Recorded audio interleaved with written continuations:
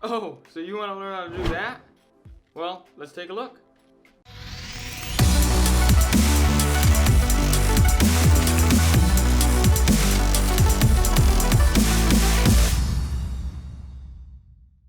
So you're gonna need a few essential items. One, preferably, I will always use a tripod or something to set your camera on so it's steady and it doesn't move. You're gonna need something to hang the object from. So I prefer fishing line. You can use anything string. Fishing line is just very, very thin. Then you're gonna need something to cut that string, yarn, whatever you're using. I'm using, again, fishing line. And then you're gonna need something to hang it from. In a few pictures, I've used my tripod. In this case, I'm going to be using a tack. Essentially, you're going to tie the string to the tack, put it on the wall, and then tie the other end to something that you want to float. And let's get right into it. There are two ways to really do this. My buddy actually just told me about this morning. You can take two separate pictures, which is why you'd use a tripod.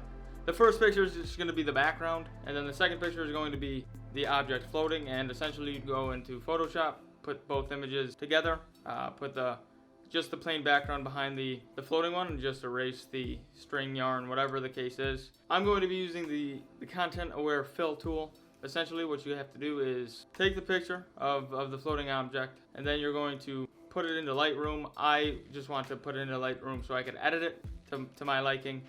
Then you're going to bring it over to Photoshop. The way to do that, when you're in the Lightroom, you don't want to save it and then bring it in. You want to just right click, edit in Adobe Photoshop 2020, and then let it load up. Once you do that, you're going to want to, personally, I will zoom in, go up to the lasso tool, and then you can circle the string. I do it in small segments. You can do it all in one if it was just like a white background or something easy.